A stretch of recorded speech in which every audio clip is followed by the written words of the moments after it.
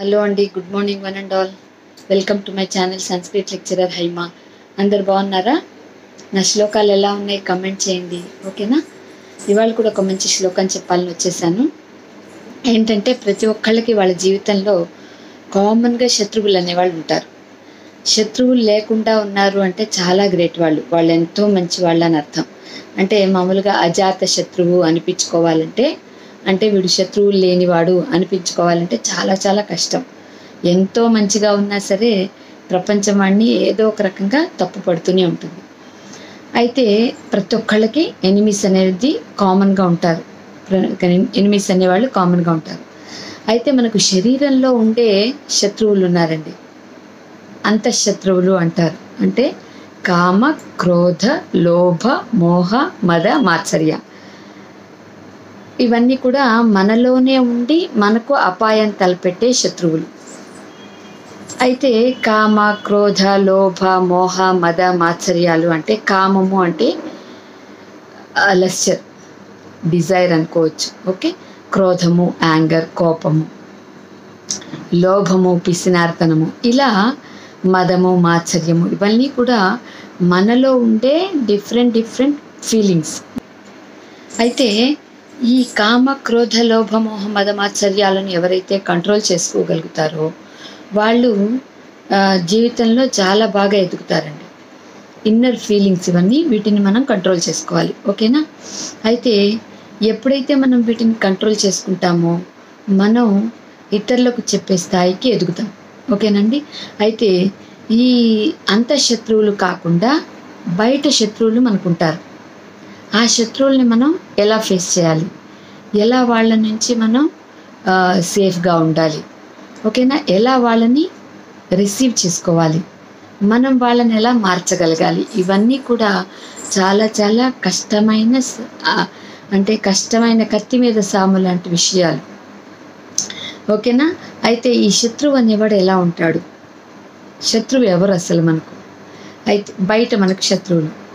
అయితే మనకు దుఃఖం కూడా శత్రువేనట్టండి. దుఃఖము అంటే మనకు వచ్చే బాధ. రకరకాల బాధలు ఉంటాయి మనకి జీవితంలో కదా. ఆ బాధలు ఎలా ఉంటాయంటే అవి శత్రువులాగానే ఉంటాయి మనకు. వాటిని చాలా కేర్ఫుల్గా మనం డీల్ చేయాలి, ఓకేనా? ఏంటంటే ఆ శ్లోకం, శోకో నాశేతే ధైర్యం, శోకో నాశేతే శృతం, శోకో నాశేతే సర్వం, నాస్తి శోక సమో రిపుః. శోకము అంటే దుఃఖం, బాధ.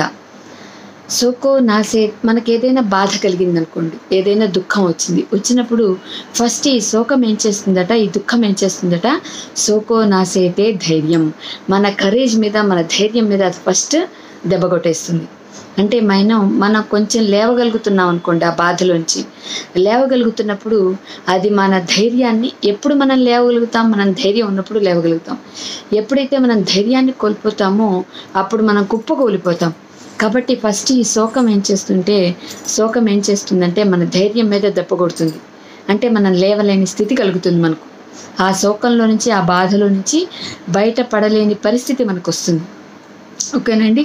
శోకో నాశేతే ధైర్యం, ఫస్ట్ మన ధైర్యం మీద దెబ్బ కొడుతుంది అది. శోకో నాశేతే శృతం, తర్వాత ఏం చేస్తుంది నెక్స్ట్ స్టెప్లో, అది మన శృతం అంటే శాస్త్ర పరిజ్ఞానం. మనకి ఎంతైతే నాలెడ్జ్ ఉందో, ఎంతైతే శాస్త్ర పరిజ్ఞానం ఉందో దాని మీద దెబ్బ కొట్టేస్తుంది. ఫస్ట్ ధైర్యాన్ని కోల్పోతాం మనం, తర్వాత మనం ఇంగితం కోల్పోతాం, యుక్తాయుక్త విచక్షణ కోల్పోతాం, మన నాలెడ్జ్ అంతా కోల్పోతాం, మన శాస్త్ర పరిజ్ఞానాన్ని అంతా మనం కోల్పోతాం.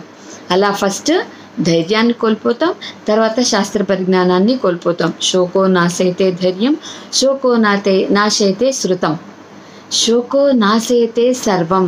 స్టెప్ బై స్టెప్ మనం ఇంగితం కోల్పోతాం, తర్వాత శాస్త్ర పరిజ్ఞానాన్ని కోల్పోతాం, ధైర్యాన్ని కోల్పోతాం. ఇలా స్టెప్ బై స్టెప్ అన్నిటినీ కోల్పోతాం. ఎప్పుడు మనకు బాధ అనేది కలిగినప్పుడు. సో మనం వాటికి వశం కాకుండా, వాటి చేత ఓవర్ పవర్ చేయబడకుండా మనం ఎప్పుడైతే ధైర్యంగా లేచి నిలబడి ముందుకు అడిగేస్తామో మనకు శాస్త్ర పరిజ్ఞానాన్ని మనం కోల్పోము. తద్వారా ఆ శోకంలో మనకు మంచి థాట్స్ వచ్చి ఆ శోకం నుంచి మనకు బయటపడే సొల్యూషన్స్ కనిపిస్తాయి, మార్గాలు కనిపిస్తాయి, బయటపడే పరిష్కారాలు కనిపిస్తాయి. కాబట్టి శోకం రాగానే మనం కుంగిపోకూడదు. ధైర్యంతో ముందడుగు వేయాలి. అలా ఎప్పుడైతే ముందడుగు వేస్తామో మన శాస్త్ర పరిజ్ఞానాన్ని, నాలెడ్జ్ని కూడా మనం కోల్పోకుండా మంచి ఆలోచనలు చేసి అందులోంచి బయటపడే మార్గాలు వెతికి దానికి పరిష్కారంగా మనం ఆలోచించగలుగుతాం. కాబట్టి అలా మనం అడుగులు వేయాలి. లేదంటే ఈ శోకం అనేది చాలా దుర్మార్గమైనది. అది మనం జీవితాలే కోల్పోయేలాగా అది మనని చేస్తుంది. శోకో నాశైతే ధైర్యం, శోకో నాశైతే శృతం, శోకో నాశైతే సర్వం. సో అలా మనం స్టెప్ బై స్టెప్ మొత్తాన్ని మనం జీవితంలో అమూల్యమైన వాటినన్నిటినీ మనం ఈ శోకం వల్ల కోల్పోవలసి వస్తుంది. కాబట్టి మనం చాలా కేర్ఫుల్గా ఉండాలి శోకాలు, దుఃఖాలు కలిగినప్పుడు, బాధలు కలిగినప్పుడు. కాబట్టి నాస్తి శోక సమో రిపుః, శోకంతో సమానమైన శత్రువు అనేది లేదు.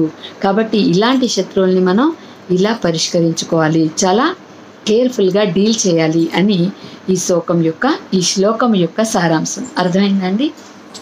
కాబట్టి మీరందరూ కూడా చాలా కేర్ఫుల్గా ఉండండి. దుఃఖాలు వస్తే కుంగిపోకండి. అలా అని ధైర్యంగా లేచి అడుగు ముందుకు వేయకుండా ఉండండి.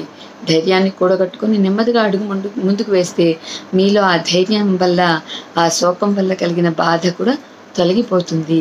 కాబట్టి బీ మస్ట్ వెరీ కేర్ఫుల్. ఓకేనండి? Thank you. One and all. నచ్చితే like, share and subscribe. Thank you.